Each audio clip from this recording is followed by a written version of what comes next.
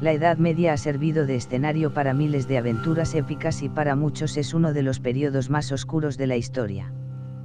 Pero ambas realidades olvidan la auténtica historia de un periodo que duró 1000 años y que ayudó a que Villena entrara en la historia como una de las poblaciones más importantes de su tiempo.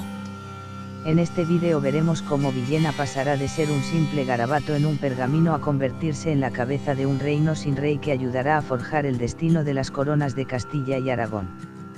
Empieza ahora el viaje de Villena como tierra de frontera en la Edad Media. La primera vez que aparece el nombre de Villena en un manuscrito es durante la conquista musulmana de la península ibérica con el conde visigodo Teodomiro. Una de sus ciudades era Viliana, que en el futuro será conocida como Villena. Teodomiro pactó con los musulmanes mediante el Tratado de Tudmir que en sus dominios no se protegería a ningún enemigo de los musulmanes. Pagarían al año un dinar en metálico, 4 medidas de trigo, cebada, zumo de uva y vinagre, 2 de miel y 2 de aceite de oliva, para los siervos, solo una medida. El conde, además, casó a sus hijas con nobles musulmanes. Y es que, en la Edad Media, las mujeres de la nobleza tenían la obligación de perpetuar un linaje y ayudar a conseguir alianzas políticas. Después de esto, los cristianos ya empezaban a adentrarse en territorio musulmán con frecuencia, tal y como hizo el Cid, que, según algunas fuentes, pasó por Villena con sus tropas mercenarias. La siguiente ocasión en la que se nombra a Villena es cuando el sultán Yusuf I acampa en su territorio. En esa época era muy común que los musulmanes usaran camellos como bestias de carga. Años más tarde, el historiador musulmán Aybised al-Maghribri definió Villena como una ciudad de jardines gracias a su gran cantidad de fuentes de agua. También se sabe que había una madraza en Villena, donde se enseñaba a los niños a leer y escribir. Villena ya era un objetivo para las tropas cristianas, sufriendo una cabalgada de los cristianos, que consistía en una incursión rápida en territorio enemigo para conseguir un botín. Si la hacían los musulmanes se llamaba razzia. Estos caballeros consiguieron un botín en Villena, pero al llegar a Sax uno de los caballeros, don Artal de Alagón, murió de una pedrada en la cabeza y los caballeros cristianos se retiraron. En la siguiente ocasión y tras conquistar Biar con una catapulta, las tropas de Jaime I deciden atacar Villena. Pero según cuenta la tradición, los de Villena habían espiado cómo asediaban en Biar las tropas del rey aragonés y cuando estos colocaron la catapulta, los de Villena hicieron una salida destrozando la catapulta y volvieron a refugiarse en su villa, obligando así a las tropas de Jaime I a retirarse. En la tercera ocasión llegaron los freires de la Orden de Calatrava, soldados de élite de las tropas cristianas comandados por el comendador de Alcañiz a los que acompañaban tropas mercenarias almogávares sin más patria que el botín a conseguir. Este ejército llevaba una torre de asedio dispuesta para asaltar las murallas de Villena. Esta vez no hubo lucha, ya que los de Villena se rindieron a las tropas cristianas, siendo un musulmán apodado el Rubio de Villena el encargado de las negociaciones. Este rubio acabó siendo traductor y amigo de Jaime I. Villena estaba bajo el dominio cristiano pero, aunque había sido conquistada por tropas aragonesas, pasó a la corona de Castilla, de manos de Jaime I al futuro rey Alfonso X. Así lo acordaron en el Tratado de Almizra donde las mujeres de ambos jugaron un importante papel en la paz. Violante de Hungría, esposa de Jaime I y Violante de Aragón, esposa de Alfonso X, que eran además madre e hija. Así Alfonso X se quedó con Villena, Sax, Caudete y Bogarra, y Jaime I con Sátiva. La corona de Castilla había conquistado nuevas tierras que hacían frontera con tierras musulmanas y era necesario crear un nuevo reino sin rey para defender estos territorios. El hermano del rey Alfonso X, don Manuel, sería el encargado, y de todas las poblaciones que llegaban desde Sax hasta Belmonte escogió a Villena como la más importante. Así nació el señorío de Villena y su señor fue conocido entonces como don Manuel de Villena. No fue una tarea fácil repoblar estas nuevas tierras con cristianos, y más estando como frontera entre reinos.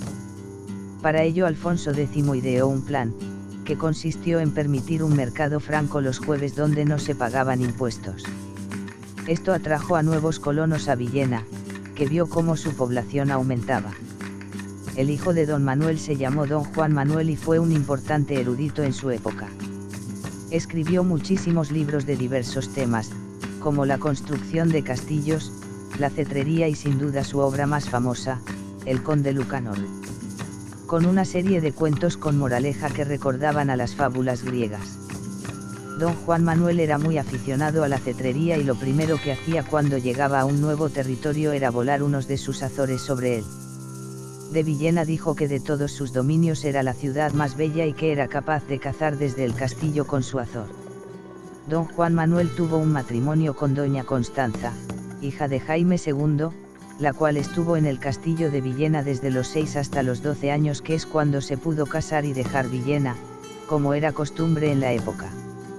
Este matrimonio político no solo convirtió a don Juan Manuel en un príncipe para las coronas de Aragón, sino que abrió las puertas a nuevos productos del reino de Valencia y el mercado de Villena se amplió, y con él su población.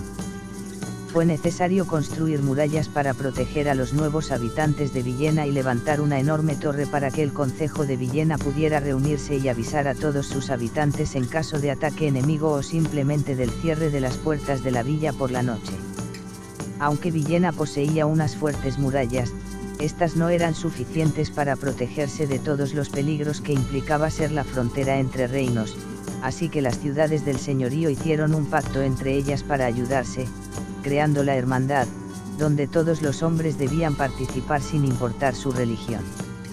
Esta hermandad vigilaba los caminos buscando criminales y si los capturaban la sentencia era muerte por ballesta o por ahorcamiento. Los pactos de ayuda no solo eran militares sino también económicos. Para ello las poblaciones del señorío se reunían en la aldea de Corral Rubio para tratar temas como los peajes o el precio del vino, donde se permitía a la ciudad que tenía dificultades vender su vino más barato para recuperarse. El señor de Villena presidía estas juntas, donde los representantes de las ciudades se sentaban y hablaban por orden de importancia, siendo Villena la primera y Chinchilla la segunda. Estas poblaciones ganaron cada vez más importancia y pasaron de señorío a marquesado, siendo el marqués de Villena el noble más poderoso de Castilla. Pero para que Villena fuera una villa tan importante tuvo que pagar un alto precio. Sufrió continuos enfrentamientos con otras ciudades del reino de Valencia.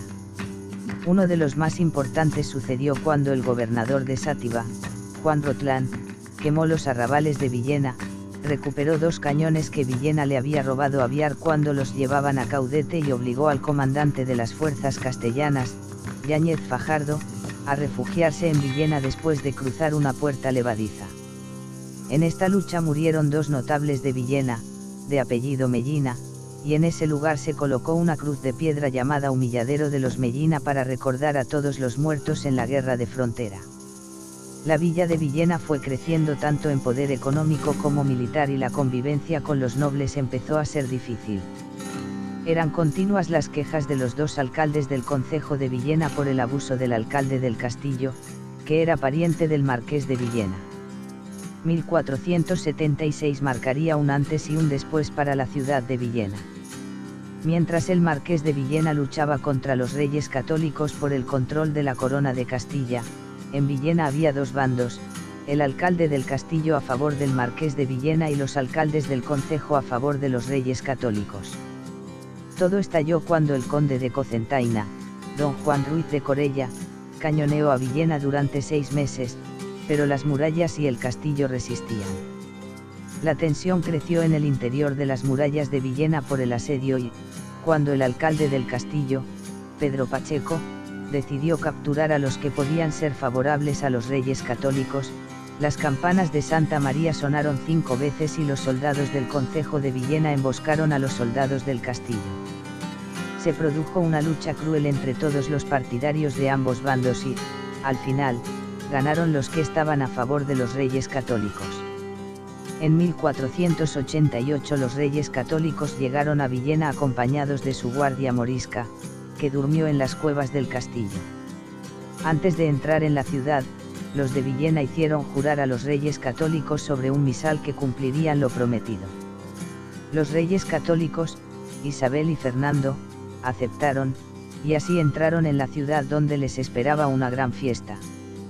Y con aquella gran fiesta, los de Villena dejaron de ser vasallos para convertirse en súbditos, dejando atrás la Edad Media para entrar en la Edad Moderna.